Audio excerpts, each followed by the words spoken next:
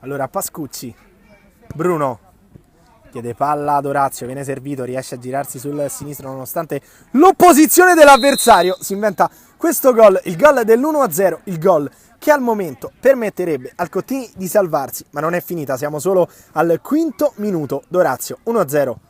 Approfittare di questi capovolgimenti di fronte per fare male. Qui De Vecchis scambia con D'Orazio che va sul sinistro, ancora una volta il pallone si alza troppo sopra la traversa, ma il mancino del numero 10 è sempre pericoloso in questi primi minuti. Avversari ci riesce, pallone giocato per Pascucci, dentro per D'Orazio che la lascia passare con il sinistro, deve compiere un'ottima parata Filonardi. Ci prova ancora Pascucci che lascia poi a D'Orazio a giro. È un gol bellissimo di D'Orazio.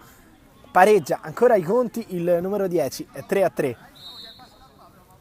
Della Pisana con Ammassari che viene fermato però da Bruno, che va proprio da D'Orazio che trova ancora l'angolino micidiale il numero 10. Torna ancora in vantaggio il Cottini, è 4-3.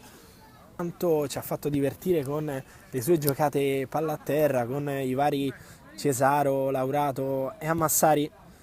Questa sera però con un uomo in meno diventa difficile, mentre nel frattempo arriva appunto anche il 6-3 del Cottini, 4 gol per D'Orazio che cala il poker sull'assist del neoentrato Volpi. Forse questa è la pietra tombale sulla partita, 6-3. Leggerezza la Pisana, potrebbe essere proprio una possibilità per dilagare del Cottini. Filonardi si fanno dare ancora una volta per un ottimo intervento su un D'Orazio che è scatenato e cerca il quinto gol.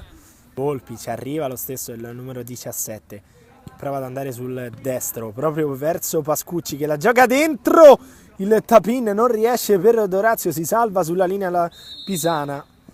Recupera tutto, il numero 25 se la porta sul destro, arresta il pallone, la gioca per D'Orazio con il sinistro, Filonardi gli nega ancora una volta la gioia del quinto gol personale.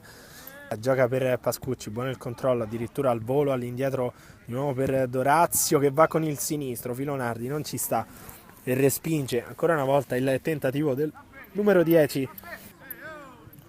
D'Orazio con il sinistro verso Pascucci, la porta è praticamente sguarnita, Pascucci la guida fino alla linea, 7-3 per il Cottini. Per D'Orazio che aveva forse pensato a un tiro a un primo momento, poi se l'ha portata sul sinistro, ancora D'Orazio prova a spingere, arriva sul fondo Filonardi, respinge ancora una volta il tentativo del numero 10.